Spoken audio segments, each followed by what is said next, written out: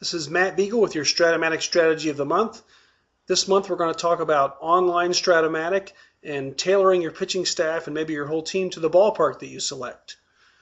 You know, there's a standard ballpark on average is about 1 to 8 for homers and 1 to 8 for singles, which means when the ballpark factors come up, that's usually about 5 chances per side, almost 5% of the time for singles. And with homers, it can vary a lot, and that's where you can really get some unique ballparks. It can be as high as 8 chances, and they can go all the way, every one for a home run, or there could be 0 ballpark home run chances, so it really takes all those ballpark home run chances and makes them outs. So here's some ways you can use them to your advantage. First is to take a high home run park.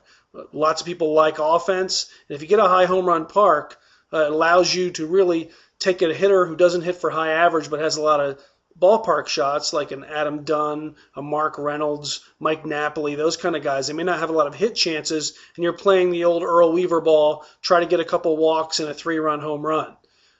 Those kind of parks really lend themselves to that. If you get a lot of homers like Colorado or Wrigley or something like that, those kind of parks are really good. The bad side is you got to watch your pitchers. Now you got to make sure the pitchers that you have don't give up lots of home runs. You want to make sure they're ground ball pitchers who induce a lot of double plays and keep the ball in the ballpark. So you're trying to outscore your opponent. The opposite strategy is to go for a pitcher's park, and I really like this one in Strat-o-matic Online because there's a lot of value put on home runs, and pitchers who give up a lot of home runs are devalued. Well, we know that there's a good reason for both of those things. Home runs win ball games, and pitchers giving them up, therefore, are going to give up ball games. But if you have a pitcher's park where it's very difficult to hit home runs, now you can take advantage of the budget you're given in Strat-o-matic Online and take a chance on some of those pitchers who may have low on-base chances but give up a few home runs. And thinking they're going to be solo home runs or 2-run home runs, or you can yank them early and go to a strong bullpen. So using a home run that's very ballpark that is very friendly to pitchers can be very good for your strategy, because then when it goes to hitters, you can then value guys who have speed and on-base skills, and maybe defensively, you always have to pay for a 1 on defense, but you can get a 2 or 3 inexpensively, especially at a position like second base. And now you can focus on guys who are going to get on base, have lots of hit chances, but maybe lack that power.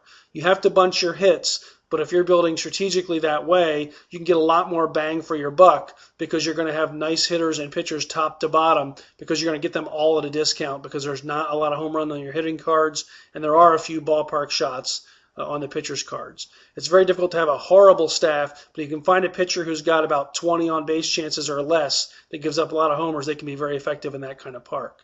Another thing you can do is look for a high singles park and get a lot of stolen base type base runners that have great speed.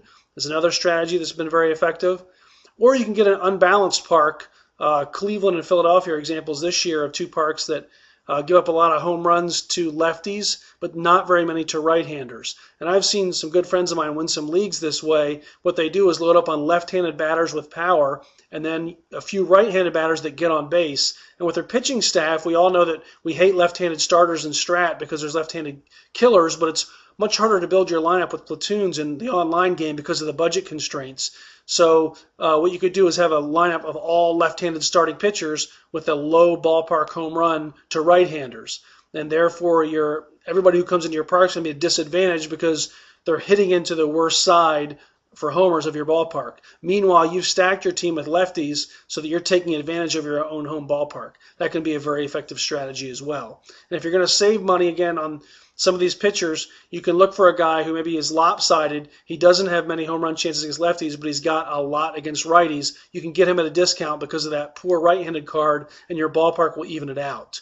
Obviously, when you go on a road, you'll be at the disadvantage a little bit, but generally, with half your games at home, and other people may have similar parks or low home run parks that will even it out for you. So with your Strat-o-matic strategy of the month, I'm Matt Beagle.